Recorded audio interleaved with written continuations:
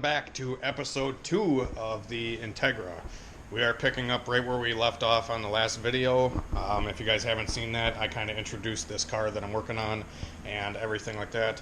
So yeah, now we have to actually move the radiator over farther and move the mounts over to the left farther because we have the downpipe installed now. Hopefully you can see that. And the downpipe was interfering with the radiator, so the radiator has to scoot to the left farther. So what I did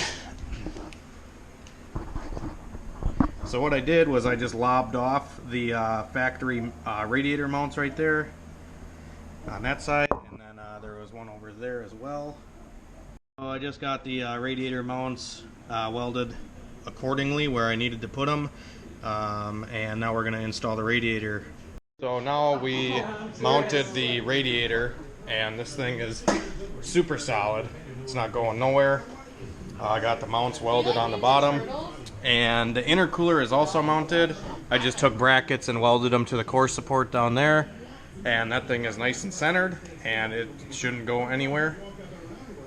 So now we're going to be putting on this intercooler piping, and I had an issue where the blow-off valve, when I tightened it up, that it would spin the flange, because this flange is actually like it's supposed to get tight when you tighten the blow-off valve, and it was spinning. I actually had to add an O-ring into the bottom where the blow-off valve bolts into the flange. So now I'm going to make sure this blow-off valve doesn't leak, and we are going to vape test this blow-off valve. So what you do here is you just cap one end of the pipe, and then you give it a blow job in the other end with the vape. Cap it. Then he caps it. Doesn't look like we got no vape coming out of the blow-off valve. I think she's good to send it.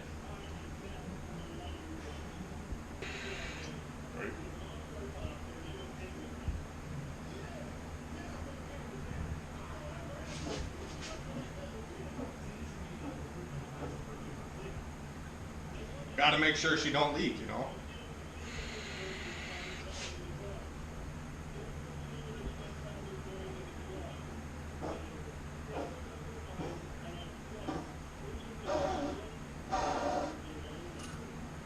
Yes, I drive a Subaru. Proper way to put on an Integra turbo kit. This is the proper way to install intercooler piping on your Integra drum. So this pipe just slides right into this one, and then this one goes right in. What the fuck? It doesn't fit. God damn it! Just kidding. Doesn't fit bad. All right. Well, we gotta first slide this pipe into the coupler like that. First hole. I think. And we gotta get it to slide all the way up till it butts up to the other pipe. Just like that. I think they're together. They are officially married. And now we spin that into there and mount it into the intercooler just like that. So now we have intercooler piping attached from the intercooler all the way up to the throttle body in less than 5 minutes. Now, we just need to clamp all of it together and make sure that it doesn't blow off. Yeah, turn the fucking radio off, dude. YouTube is gonna fucking freak out. Oh my god. Yeah, so there you go. That's how you do it, boys and girls. This is Hunter Toon saying sayonara. Sayonara. Yeah. Adios. Adios, amigo. Pasos. Patos. This video is proudly brought to you by Taco Taco on eBay, otherwise known as Speed Daddy. We got a lot of the parts here at Vato Zone right up the road, and yeah, we should be able to bolt this thing together no problem with all the awesome parts givers that we have, such as Speed Daddy and Vato Zone.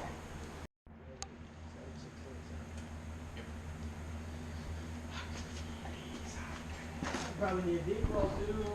Yeah, I do. 4 real GT on Yeah. 9/16. 7/16. Yeah. Alright, so we just got the intercooler piping all done, and we actually had to mount the intercooler a little bit differently this time because the way the bumper is set up on this car, it actually wanted the intercooler to be a little bit higher, so we mounted the intercooler straight to this bar, this little brace that is on this car. So the intercooler is up a little bit past the bottom core support there. All the piping is on. It's all nice and tight. This frickin' thing is rock solid now. Like literally I can't even move it, which is perfect. And now we're just kind of tidying up some of the washer fluid tank wiring because we had to delete the washer tank because the intercooler piping would have hit it. We also got the bumper trimmed up pretty good so it fits and still looks like factory. We didn't really have to hack the grill or anything like that to make the bumper fit with the intercooler and all the piping and all that, so we're going to be throwing that on next, and yeah, then we're going to have to do some finishing touches, do the exhaust, make a dump tube for it, wire the injectors, and some other small stuff, so stay tuned.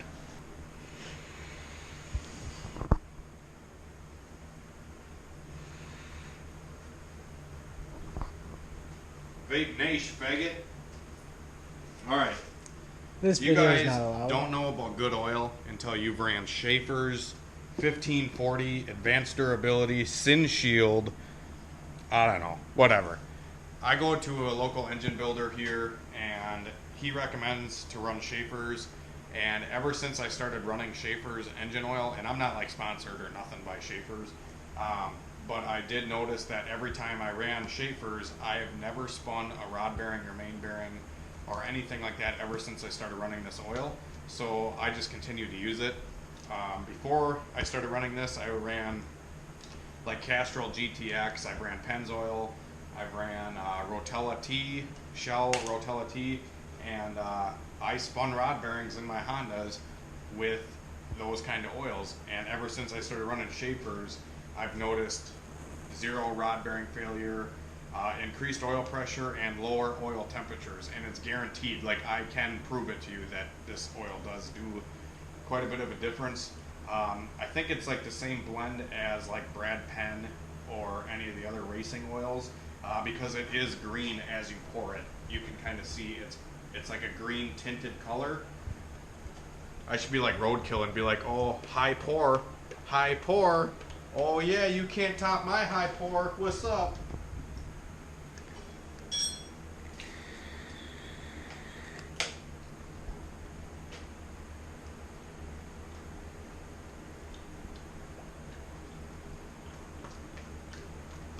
What's up, Roadkill? What you got on me? What you got? You ever watch Engine Master? Yeah. It's like, yeah. They only go like head high though. That was arm fully extended. You should show him the bumper, dude. This fucking bumper fits so good. When it came here, it had gaps between the headlights and all that. And after we put an intercooler on it, the bumper said, okay, I'm gonna fit good because I wanna be boosted. It fits great. This guy I've been dealing with for about 6 months now, and I've kind of talked him through what parts to buy and what pieces to buy for his turbo kit to keep it on a budget, yet be effective. And like I said, I do phone consultating, so like if you have questions about your turbo build, or what parts to buy, or if you need help tuning your car, I do all that kind of stuff. So if you are interested in it, please message the Hunter Tuned Facebook page, or you can message me on Snapchat, or leave a comment. Any of that is accepted here at Hunter Tuned. I'm just a guy in my garage. I don't do this full time.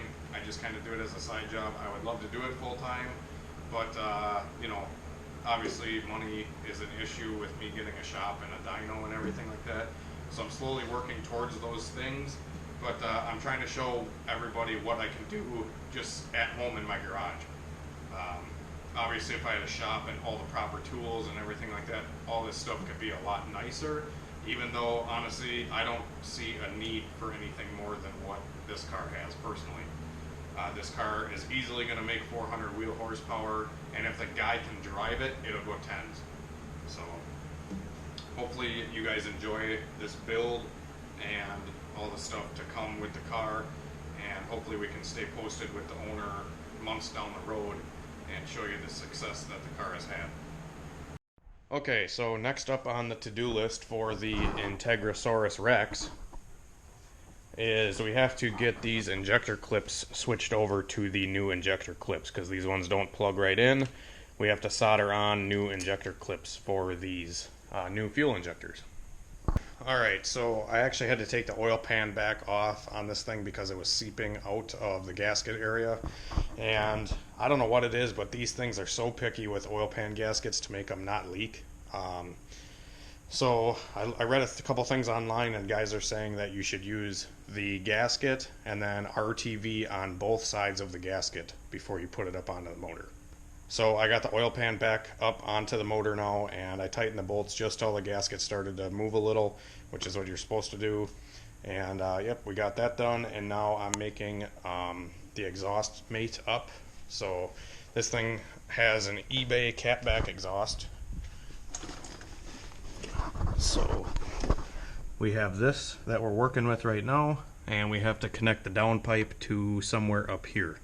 So I'm actually going to extend the downpipe now so it can reach the rest of the exhaust, and then we can figure out how to connect it from there.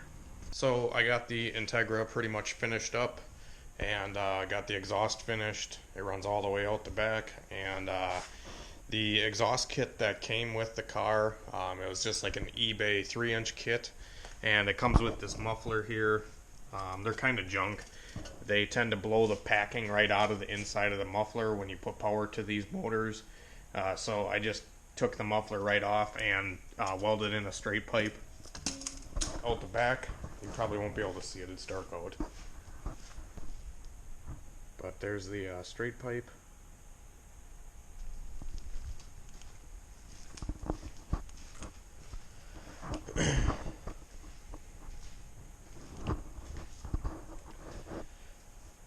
Exhaust is all done, and yeah, got the bumper and everything on this thing too. Everything fits extremely well.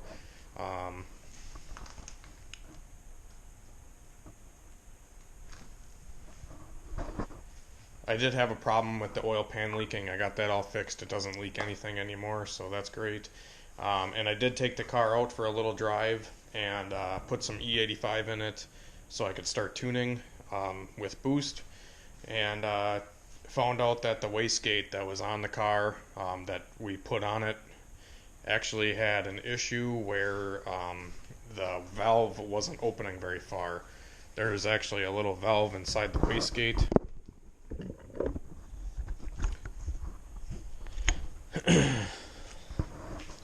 There's a valve inside of the wastegate right there that actually, when you apply boost to the vacuum port, it opens the valve to allow exhaust gas out.